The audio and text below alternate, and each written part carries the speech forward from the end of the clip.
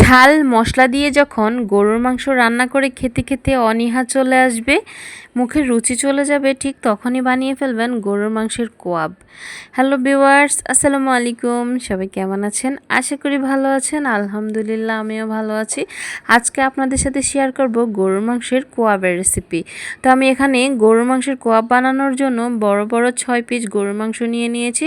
আপনারা চাইলে আপনাদের পছন্দ মতো আরেকটু ছোট ছোট পিস করেও নিতে পারেন। তো আমি এখানে চর্বিযুক্ত গরুর মাংসটাই নিয়েছি। তারপর আমি এখানে দিয়ে দিলাম 1 চামচ জিরা বাটা, 1 চামচ আদা বাটা, তারপরে দিয়ে দিব 1 চামচ রসুন বাটা। তারপর আমি এখানে কি করব, একটা পেঁয়াজ গ্রেট করে দিব, যাতে পেঁয়াজ এবং অন্যান্য মশলাগুলো যাতে ভালো করে মাংসের ভিতরে ঢুকে যায় সেজন্য। তারপরে পেঁয়াজটা গ্রেট করে দেওয়ার পর আমি এখানে দিয়ে দিব পরিমাণ মতো লবণ। তারপরে লবণ দিয়ে আমি এখানে দিয়ে দিব একটুখানি মরিচের গুঁড়া, তারপরে দিয়ে দিব একটুখানি হলুদের গুঁড়া। তারপরে আমি দিয়ে দিব এখানে পরিমাণ মতো তেল। তেলটাকে দিয়ে আমি ভালো করে মাংসটাকে হাত দিয়ে ম্যারিনেট করে নিব। আর মাংসটা ভালো করে হাত দিয়ে মাখালেই আমার মনে হয় যেন মাংসের স্বাদটা বেড়ে যায়। তো মাংসটাকে ভালো করে হাত দিয়ে মেখে আমি এখানে পরিমাণ মতো পানি দিয়ে দিয়েছি, যাতে মাংসটা এই পানিতে সিদ্ধ হয়ে যায়। ওই পরিমাণ মতো পানি দিতে হবে। তো দিয়ে আমি এবার ঢেকে দিলাম, ঢেকে রান্না করে নিব একদম মাংসটা সিদ্ধ হয়ে যাওয়া পর্যন্ত। তো এই যে দেখুন, মাংসটা প্রায় সিদ্ধ হয়ে আসছে, পানিটাও শুকিয়ে গিয়েছে। আমি আরেকটু সিদ্ধ করে নিব, যাতে মশলাটা ভালো করে মাংসের গায়ে লেগে যায়। তো এই যে সিদ্ধ হয়ে গিয়েছে, এখন আমি এক পিস করে মাংস উঠিয়ে নিব। আর বাকি যে মশলাটা আছে সেটা আমি ফেলে দিব না, সেটা আমি মাংস যখন ভাজবো তখন এটার গায়ে দিয়ে দিব।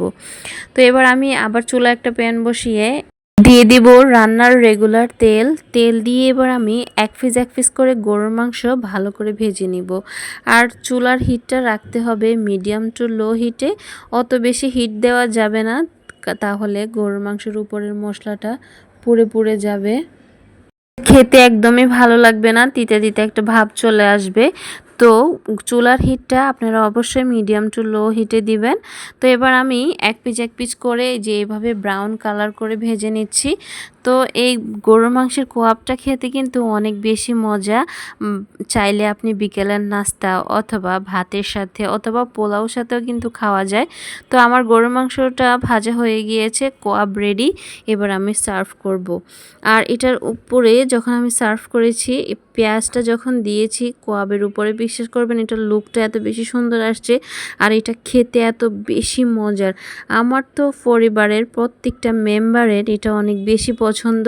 তো আপনারা অবশ্যই বাসায় ট্রাই করবেন এবং আমাকে জানাবেন আপনাদের গরুর মাংসের কোয়াবটা ঠিক কেমন লেগেছে। তো সবাই সুস্থ থাকবেন, ভালো থাকবেন। ধন্যবাদ।